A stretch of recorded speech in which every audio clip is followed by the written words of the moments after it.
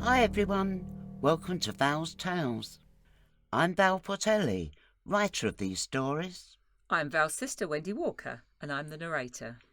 And Wendy's daughter Jazz is our producer. Every fortnight, we'll bring you a new story. Sometimes funny, sometimes sad, always thought-provoking. Settle down, the story is about to start. I was asked to have a go at script writing. It's a lot different from writing a short story, but it's always fun to try something new.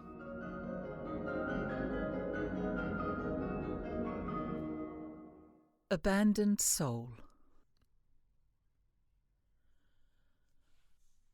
A lone voice is heard coming through the darkness of a totally blacked-out stage. Hello? Anyone there? Can you hear me? Where am I? There is silence for a few seconds before the voice comes again. Why is it so dark? Am I still asleep? It's never this black, even when the curtains are closed. Street light outside glares through the holes even when the sun's not shining. What a dump. Not like my beautiful house.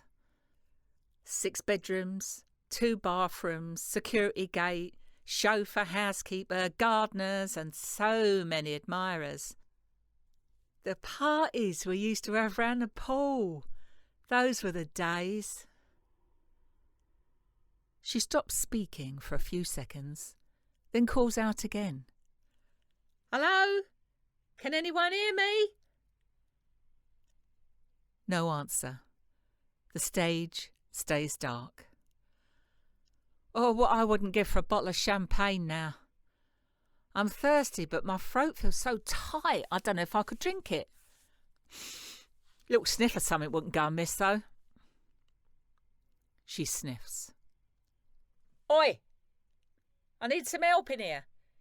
Get me out of this or you'll be sorry. Do you know who I am? Hello? Anyone there?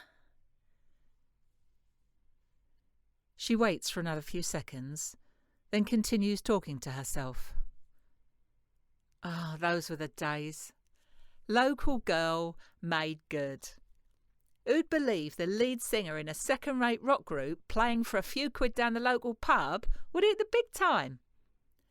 Sell-out tours, rocking the States, everyone wanting a piece of me. Talent will out. Another few seconds of silence. Can anyone hear me? Can you get some light in here? What's happening? Very gradually, a little light comes through. Not enough to show anything clearly except the vague silhouette of a woman lying on her back. Nothing else is visible. I can't feel my fingers. My legs won't move. How did I end up here? Perhaps I'm in hospital. Is it the anaesthetic that's making me feel so light-headed? She calls out again, but doesn't move. Hello, nurse? Is there a doctor about? She listens for a second, then resumes speaking. No answer. Are they busy or am I somewhere else? Let's experiment. I'll try and touch my left arm with my right hand. I know I'm lying on my back, so it should be possible. Odd. It must reach, but there's no feeling. The woman's arm is seen to move slightly across her body, but hovers without touching anything, still in near darkness. OK. No sense of touch. I can't see. What about smell? They say that's the last thing to go, right? Where did that thought come from? Right, concentrate. Yes, I can smell something. Think. The head lifts by a mere inch before falling back again. She shakes her head, sniffs. Something musty. Stale air and wood. That smells fresh, like oak or pine in a furniture shop. What would I be doing in a shop? My interior designer would take care of all that. That's what I pay him for. Oh, I forgot. There's no staff left now. Easy come, easy go. They were keen enough to hang around when the money was flowing.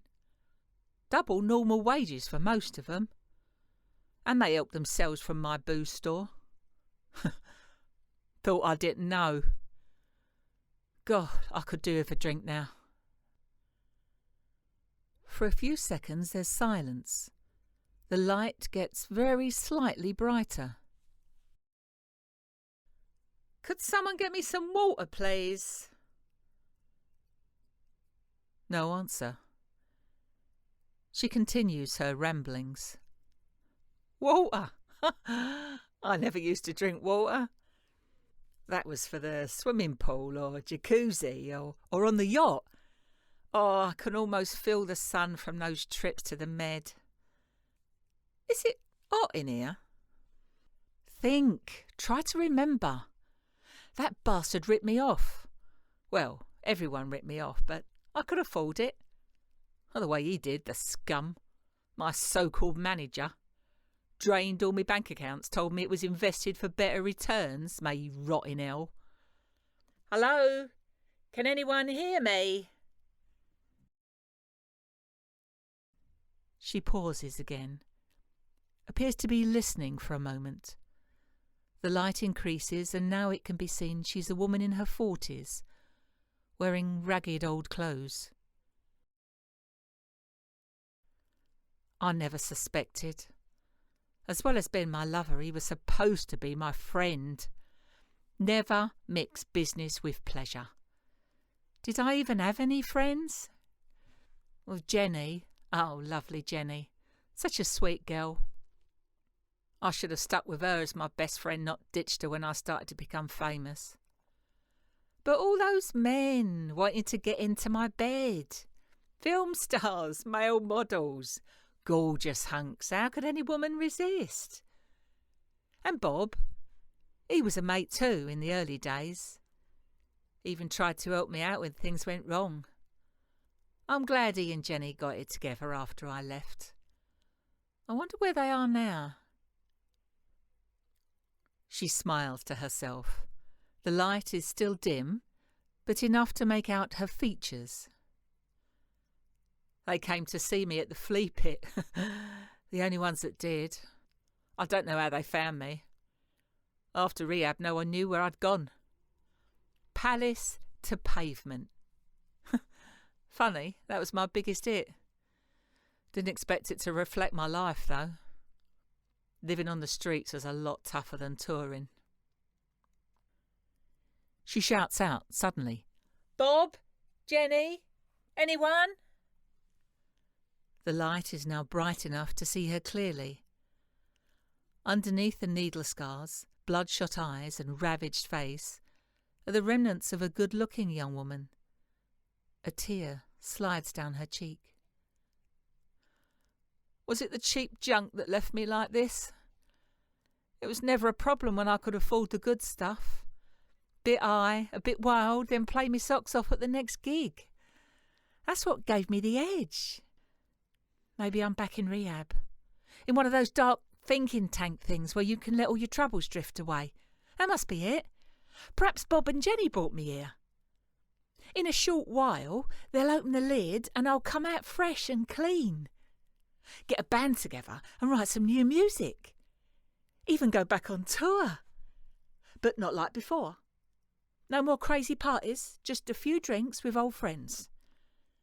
No hangers-on or crooked agents. I'll manage myself. Bob could be my roadie. I trust him. And Jenny could run the fan club. Few more hit records and I could afford to make it up to them for being there when I was lost. OK, I'm ready now. My voice is still pure and I've got some ideas for new songs. Let me out and I'll get this second chance started. A spotlight shines on the scene. A man and a woman, dressed in black, are standing around a newly dug grave, while a celebrant reads from a book. They throw some earth onto the coffin and then move away. The woman appears to be in tears. The man puts his arm round her shoulders to comfort her. No, don't go. Help me, please. I'm not ready. Don't leave me alone. I'm still young. Please. Light fades and goes back to complete darkness.